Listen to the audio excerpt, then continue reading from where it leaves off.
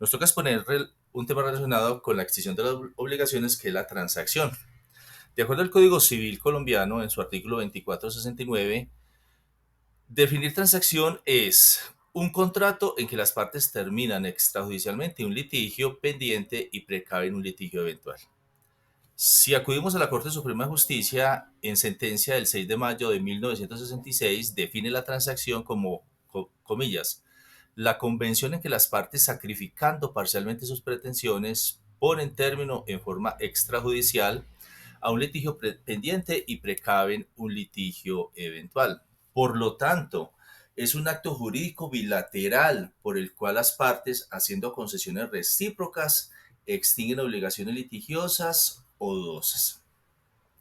De acuerdo a la parte legal, se puede decir que todo lo relacionado con la transacción está establecida en el Código Civil colombiano en el título 18 desde los artículos 2469 al 2487.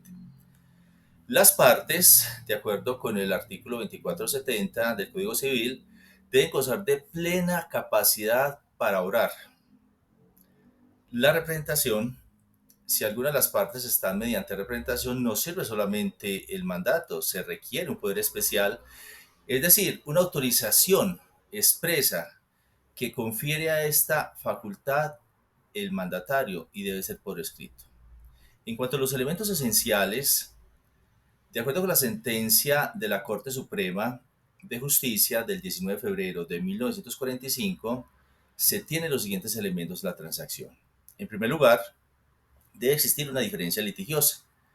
Debe preexistir un derecho en disputa por las partes. En segundo lugar, solucionar el conflicto extrajudicialmente. ¿Qué quiere decir esto? Las partes por sí mismas y sin recibir y sin recurrir a un proceso judicial, acuerdan solucionar el conflicto. En tercer lugar, tenemos las concesiones recíprocas. Las partes deben hacer un sacrificio en favor de la otra con el fin de poder obtener un beneficio, que será impedir lograr un pleito largo, dispendioso e incierto. En un cuarto lugar, tenemos la lesión enorme. Es un elemento de la naturaleza que se podría aplicar a este contrato, y al principio se regulaba para la compraventa. La Corte Suprema de Justicia, por analogía, y en sentencia del 31 de mayo de 1961, la aceptó en la dación de pago. Y en quinto lugar tenemos la cosa juzgada. La transacción produce el mismo efecto de la cosa juzgada, según el artículo 2483 del Código Civil, o sea que tiene los mismos efectos que una sentencia proferida en un proceso judicial. Una transacción se considera nula, de acuerdo al artículo 2477 del Código Civil, cuando sea obtenido por títulos falsificados, por dolo o por violencia. Pero existe una excepción, de acuerdo al artículo 2477, cuando se aborda que es nulo un título a menos de que las partes hayan tratado expresamente la nulidad del título. En el artículo 2478 estipula que no se podrá transigir sobre litigios que ya han sido objeto de cosa juzgada. Las obligaciones en el contrato de transacción de dar, hacer o no hacer se plantean en los siguientes artículos. En el artículo 2472 habla sobre acción civil derivada de un delito. En el artículo 2473, estado civil de las personas. En el artículo 2474, alimentos futuros. En el artículo 2475, derechos ajenos o que no existen, referentes a derechos personalísimos. Las obligaciones consisten en dar aquello que haya sido pactado por las partes. Estas pueden obligarse recíprocamente a cualquier obligación, ya sea dar, hacer o no hacer. Pero en los artículos del 2472 al 2475 estipulan los momentos en los que no se puede transigir. En primer lugar, tenemos acción derivada de un delito. Está en el artículo 2472. Cuando se comete un delito, surgen dos acciones, civil y penal.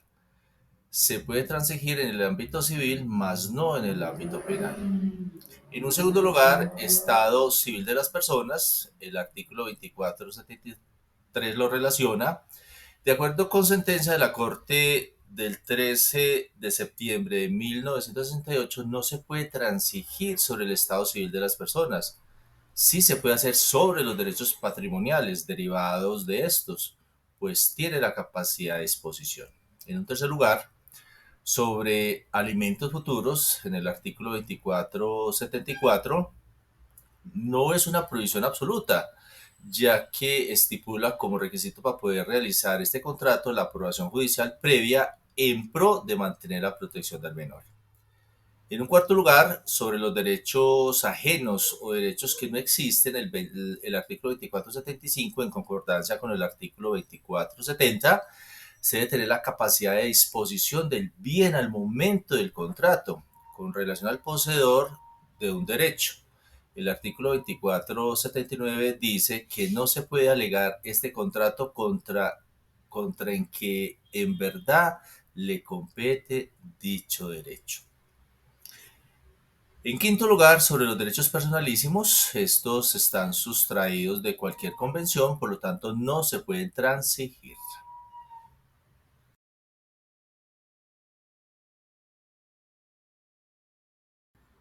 En el derecho romano la transacción es un simple pacto y como tal solo disponía de eficacia negativa a través de la exceptio, con la cual se conseguía paralizar el proceso, cuando este pacto daba la posibilidad de añadir una stipulatio, lo cual prosigue a la acción propia de esta, la actio stipulatio. Posteriormente, con la función en ius civiles e ius honorarium, consecuentemente el acercamiento entre el pacto y el contrato se le dio un reconocimiento como contrato innominal en la acción propia a la actio praescriptis verbis. En sentido general, la transacción en derecho romano arcaico era producto de un pacto cuya finalidad era que las partes evitaran la prosecución de un litigio. Y el único factor invariable en toda la evolución, de acuerdo con el doctrinante Tamayo Aya, es que como simple pacto con las formalidades stipulatio o con la transformación en contrato innominado, se deduce que el único fondo común invariable es la existencia de un mutuo consenso, de un acuerdo de voluntades entre las partes que busca poner el término a un proceso judicial.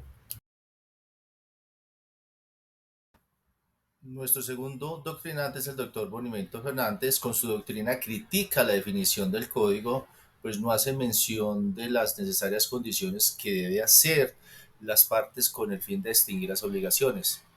El doctrinante manifiesta, comilla, si las partes no procuran concesiones o sacrificios, sino solo beneficios, no se puede estar hablando de transacción, sino de otro negocio jurídico, cierra comillas.